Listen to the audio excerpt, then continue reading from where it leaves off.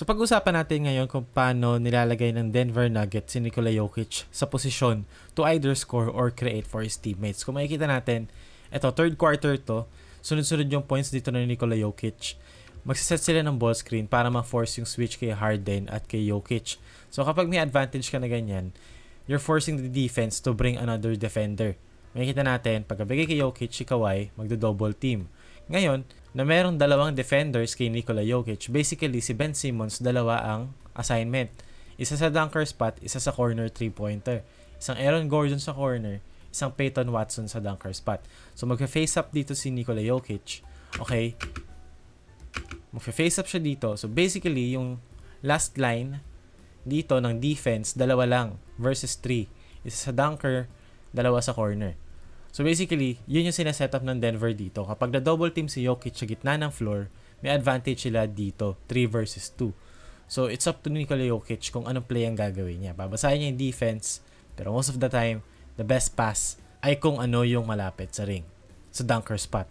And very counterintuitive siya kasi usually, di ba sinasabi natin, modern basketball, naka-spaced out na lahat ng offenses sa 3-point line. Pero for me, ang laking bagay pa rin to have a player sa dunker spot. Kasi kapag meron kang player like Nikola Jokic na talaga grabe yung gravity and force talaga ng double teams, it's harder for the defense to stretch their defense kapag merong isang nasa paint and then naka-stretch yung isa sa corner instead of, nasa wing, nasa corner, and then nasa kabilang corner ulit yung isa. Wide open yung paint. Hindi naman laging drive yung ma-generate ni Nikola Jokic or ng superstar mo. Very important to have someone sa dunker spot. Dito, Kawhi, Jokic matchup. Si Bogdanovic dito nag-help. So basically, ganun ulit. Harden versus 2 Denver players. Christian Braun nasa likod ng defense.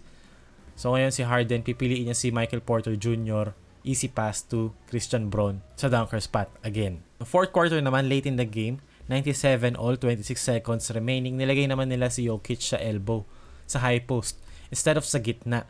Kasi kapag nasa gitna, yes, nabibigyan ng opportunities si Jokic to make the right play and pass it to the dunker spot or sa teammates niya. Pero yung ability to score, hindi ganong open. Kasi you have to make Jokic the type of player na drive with his dribble papunta dun sa paint. Pero pag nilagay mo siya sa high post, okay, ngayon, sobrang linis na ng court. Sobrang cleared na ng court. And yung help defense, ang layo ng panggagalingan. Kung may help defense man rito si Kawhi to kay Jamal Murray or si Bogdanovic to, tapos isisplitin na lang to ni Norman Powell. So, malayo yung help. So, ipa-prioritize mo yung scoring ni Nikola Jokic sa high post. Which is yun yung nangyari dito.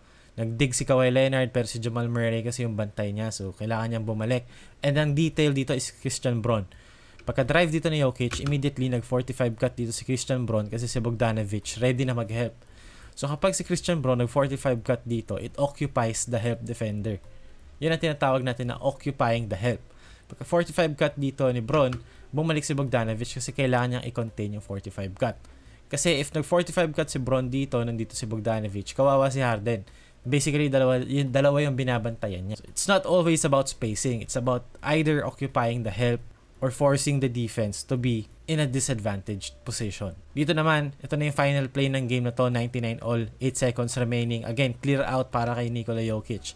Same setup. Si Christian Braun, pagka-drive ni Jokic, bago mag-step back, mag-45 cut ulit yan. Makikita natin dito.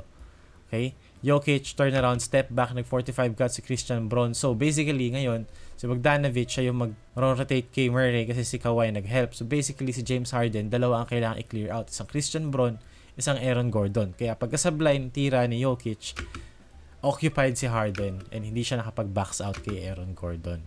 Giving Aaron Gordon the space to put it back in. Kaya panalo ang Denver Nuggets kontra sa Clippers. Dahil na-maximize ng Denver yung gravity ni Nikola Jokic.